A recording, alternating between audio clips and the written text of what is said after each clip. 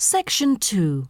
You'll hear a talk between a host and a professor called Alison Downing about cocoa beans. First, you have some time to look at questions 11 to 16.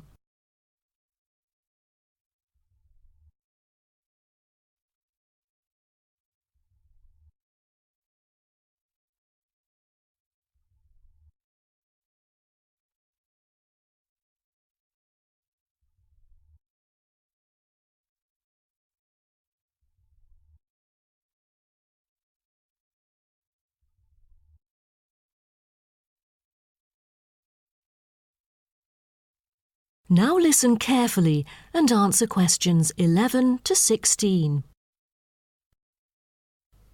Hello and welcome to today's talk. Here with me is the famous botanist, Professor Alison Downing.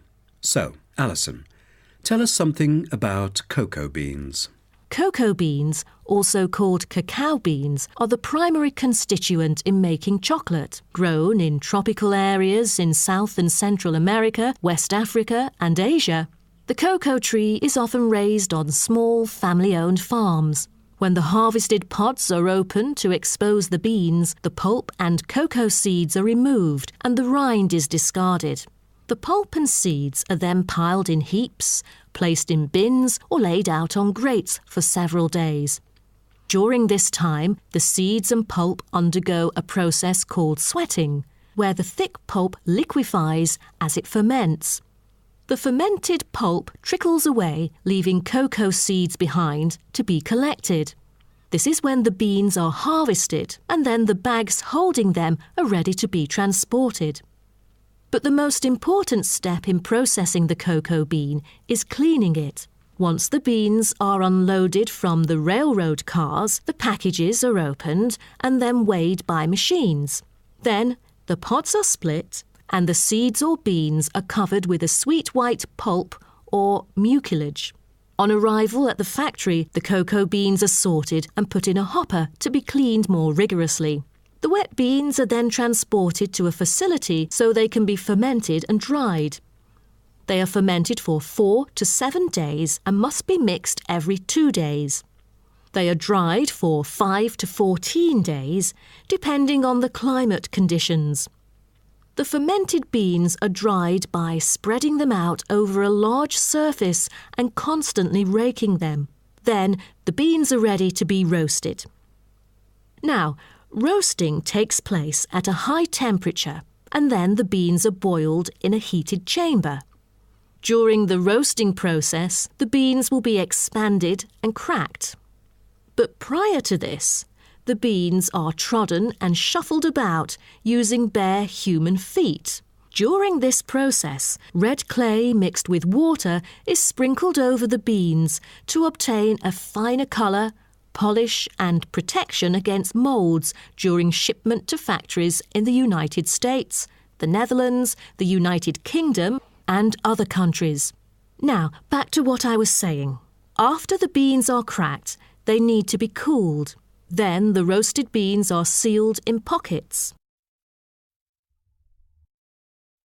Before you hear the rest of the talk, you have some time to look at questions 17 to 20.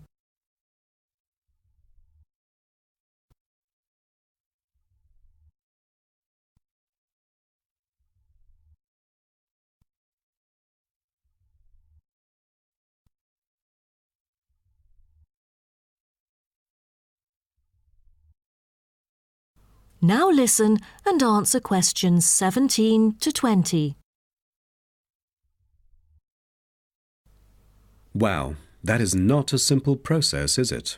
But someone told me that different roasting levels of coffee can lead to different kinds of flavours.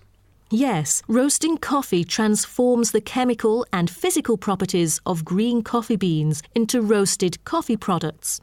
The roasting process is what produces the characteristic flavour of coffee by causing the green coffee beans to change in taste. Unroasted beans contain similar, if not higher levels of acids, protein, sugars and caffeine as those that have been roasted.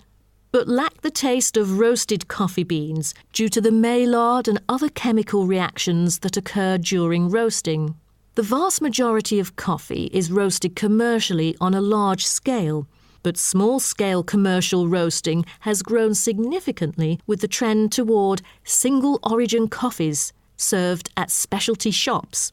Some coffee drinkers even roast coffee at home as a hobby in order to both experiment with the flavour profile of the beans and ensure the freshest possible roast. So here I'm going to introduce some of these roasted coffee beans and their special flavours. Now, the first crack is lighter bodied and has a higher acidity level with no obvious roast flavour and is popular for its special mild taste. This level of roast is ideal for tasting the full original character of the coffee. The green beans are raw, unroasted coffee beans. They are strictly hard beans with a smoky flavour and are slightly acidic. We've also got French roast, and the flavour that comes across in French roast coffee usually has more to do with the roasting process than the actual quality of the beans. By the time the beans are dark enough to qualify as French, most of their original flavour has dissipated.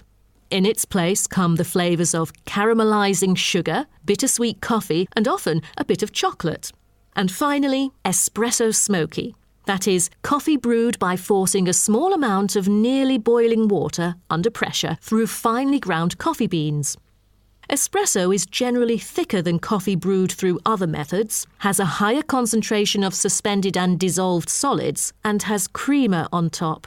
As a result of the pressurised brewing process, the flavours and chemicals in a typical cup of espresso are very concentrated.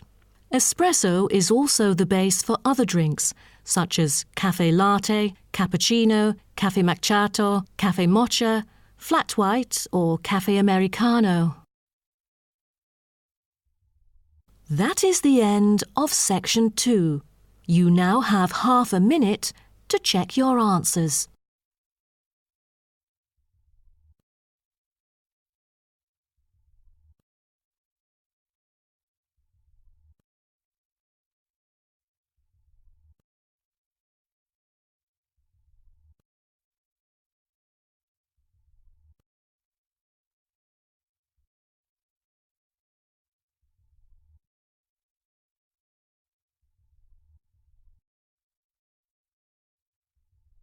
Now turn to section 3.